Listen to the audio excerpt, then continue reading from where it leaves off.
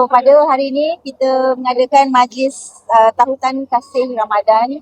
Hari ini kita menjemput anak-anak yatim daripada Pertubuhan Baitul Aini, Pertubuhan Badan Kebajikan Anak-anak Yatim Darussalam dan juga SK Muhammad Saman. Mereka ni anak-anak yatim yang dijaga oleh yang duduk di asrama, dan SK Ahmad Saman ni memang balik rumah lah hari-hari.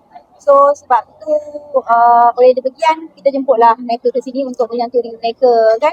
So dalam masa itu juga kita menjemput juga klien-klien kami daripada jabatan kerajaan, corporate dan sosial untuk sama-sama menyantuni anak-anak ni hari ni. Dan dalam masa yang sama juga kami ingin menghargai atas jasa-jasa mereka selama ini memberi support kepada Casuarina saban tahun. Di sini juga kami menjemput rakan-rakan media, influencer yang sentiasa membantu kami dalam mempromosikan Casuarina dari dah berapa tahun ni kan. So saya amat berterima kasih. So itu saja pada kali ini, dan dalam masa sama jangan lupa datang ke Casuarina Meru serta ada banyak makanan baru, contohnya seperti ayam geprek, kita ada sup urat keting, kita ada burung puyuh. Setakat kibas sudah biasa kan. So kita bawakan benda-benda yang baru dari Nusantara kepada anda semua. Hari ini kita ada 50 semuanya daripada 3 rumah tadi.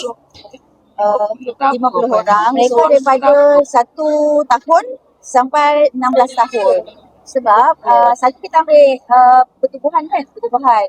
Rupa-rupanya sekolah pun ada anak-anak yang suka. Saya ingat sekolah mungkin ada 1-2. Tapi rupanya sekolah sama-sama ni memang kebanyakannya adalah anak-anak yatim. Yang salah satunya tadi, ibu bapa dia dah meninggal, ibu dia pun meninggal aksiden dan dijaga oleh nenek dia. Nenek dia pula baru pula meninggal. So macam rupanya sekolah SK Ahmad Saman ni memang menyantuni lah anak-anak ni keseluruhan. Walaupun jauh tapi adalah syarikat yang bantu untuk dari segi transportation kan, untuk datang, bawa mereka datang ke sini untuk jamu wadah yang ada kan. Bukan selalu dia pun dapat datang ke hotel. So ini saya rasa waktu dia untuk kita menjelajah lebih jauh. Kita cari rumah-rumah ataupun anak-anak yang tak pernah datang. Kita bagi sumbangan duk raya sikit lah kan, untuk bagi diorang ni happy sikit, cenderamata kan. Selain itu juga kita bagi duit cenderamata juga kepada badan yang hadir tadi. Berikutnya kita ada pemberian buku lambuk ke rumah-rumah anak yatim berdekatan dan juga ke masjid-masjid. Itu adalah satu yang kita tahu kami akan lakukan lah pada setiap tahun bulan Ramadan.